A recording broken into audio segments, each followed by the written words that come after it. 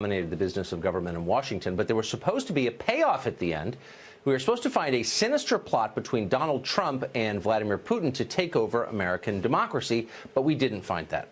Instead, we found that our own intelligence agencies are, in some cases, hotbeds of partisan bias and political extremism. Peter Strzok, Lisa Page, John Brennan over at CIA, still has a security clearance.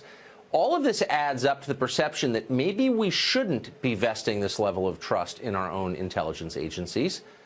That's a sad thing. What can we do about it? Trey Gowdy is a congressman representing South Carolina. He's the chairman of the House Oversight Committee, retiring, and he joins us tonight. Mr. Chairman, thank you for coming on. Yes, sir. Thank you.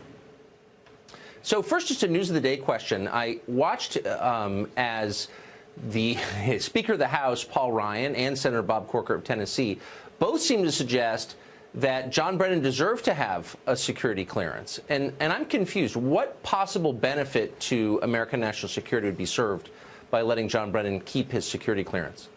The only theoretical benefit, Tucker, and I'm just playing the devil's advocate, is if his successor wanted to discuss a fact pattern with him, having that level, that security background clearance would enable that conversation to take place. Having said that, having a security clearance is very different from having access to the documents. John Brennan, who, by the way, said President Trump was guilty of a crime for which he could be hanged, said he should be in the dustbin of history. I cannot imagine Mike Pompeo or Gina Haspel ever having any reason to talk to John Brennan. And the president can decide who does and does not have security clearances.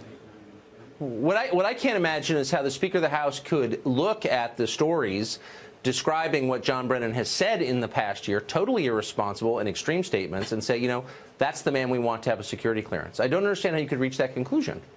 Do you? The only story I saw was that Paul thought that Brennan was being intentionally provocative, that the president should just ignore Brennan. I have not spoken to Paul about it, but it's not just Brennan. I mean, it's also Comey. I mean, Comey is telling everyone to vote Democrat, so Bernie Sanders will be the chairman of the Senate Budget Committee. So how would you like to be investigated by this gaggle?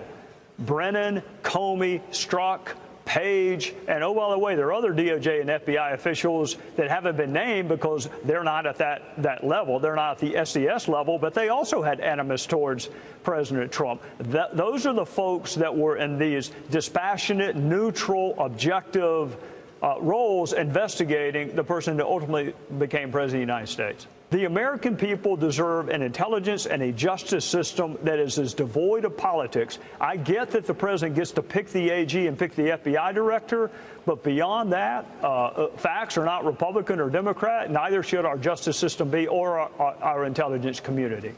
So very quickly, Democrats on the Hill are enjoying this because it serves their short-term partisan interests, and so they're abetting it. But if you talk privately to any of them who acknowledge that at some point there's going to be a Democratic president, and is that person going to be comfortable knowing that the intel agencies could turn against him and destroy his presidency? I mean, are they thinking this through at all, do you think? Yeah, there are plenty of reasonable folks on both sides of the aisle. They don't always make it on television. Yes. But I think one of the challenges and one of the reasons that I'm glad to be doing another line of work come 2019 is the ultimate objective right now is to win. I mean, Adam Schiff says he has evidence of collusion between the Russians and President Trump. He said it over a year ago. He's presented to absolutely no one. There's no accountability for it.